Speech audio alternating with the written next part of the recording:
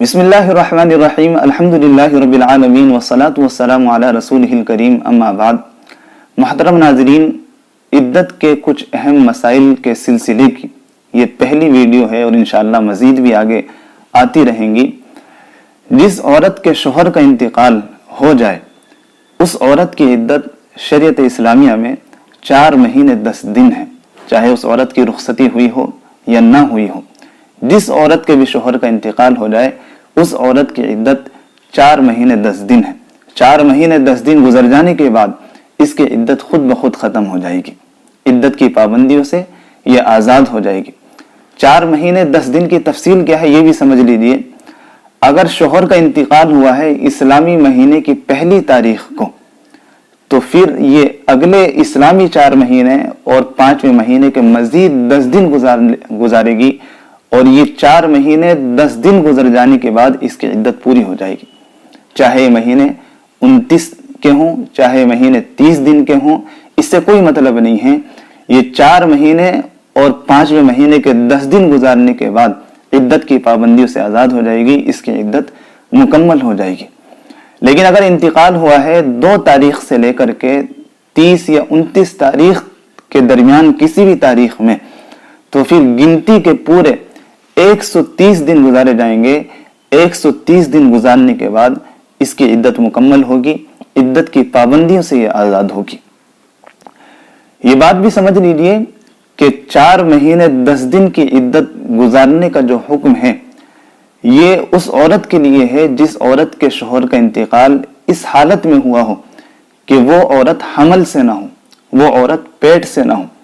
جس عورت کے شوہر کا انتقال اس حالت میں ہوا ہو کہ وہ حمل سے ہو، وہ پیٹ سے ہو، تو پھر اس کی عدت وضع حمل ہے۔ وضع حمل کا مطلب ہے جب بھی وہ اپنے بچے کو ولادت دے گی، جب بھی وہ اپنے بچے کو جنم دے گی تو اس کی عدت ختم ہو جائے گی۔ اس کی کوئی قید نہیں، چاہے اس کا وضع حمل 1 ہفتے کے اندر ہو جائے یا 5-6 مہینے کے اندر ہو، اس سے کوئی مطلب نہیں ہے۔ جب بھی وہ اپنے بچے کو جنم دے گی، 2 دن کے بعد جنم دے دے، 3 دن کے بعد جنم دے دے، تو جتنے دن کے بعد بھی وہ جنم دے گی، جنم دینے کے بعد ہی، وضع حمل کے بعد ہی وہ عدت کی پابندیوں سے آزاد ہوگی۔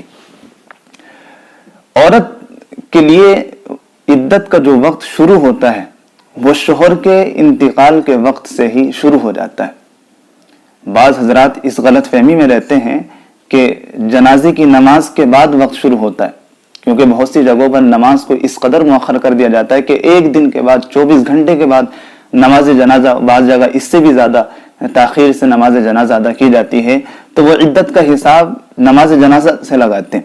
یہ صحیح نہیں ہے۔ عدت کا وقت شوہر کی وفات کے فوراً بعد شروع ہو جاتا ہے، اور عدت کی گنتی بھی اسی وقت سے شروع کی جائے گی، عدت کا وقت بھی اسی وقت سے شمار کیا جائے گا۔ اسی وجہ سے اگر خدا نخواستہ یا کسی عذر کی وجہ سے کسی عورت کو اپنے شوہر کے انتقال کی خبر نہ ملی اور چند مہینے کے بعد خبر ملی، تو اب اس پر ان بقیہ دنوں کی عدت گزارنا دوبارہ لازم نہیں ہوگا، بلکہ جتنے دن اس کی عدت میں، یعنی 4 مہینے 10 دن میں اب جتنے دن باقی رہ گئے بس اتنے ہی دن کی عدت گزارے گی۔ یا اگر کسی عورت کے ساتھ یہ ہو جائے کہ اس کے شوہر کا انتقال ہو جائے اور اس کو 4 مہینے 10 دن تک خبر نہ ملے، 4 مہینے 10 دن گزر جانے کے بعد اس کو یہ خبر ملے کہ آپ کے شوہر کا انتقال ہو گیا ہے، تو اب اسے عدت گزارنے کی ضرورت ہی نہیں، عدت خود بخود ہو گئی، کیونکہ عدت کا تعلق کسی خاص عمل سے نہیں ہے، عدت کا تعلق وقت سے ہے۔ لہذا 4 مہینے 10 دن کا وقت گزر جانے کے بعد اس کی عدت خود بخود پوری ہو جاتی ہے۔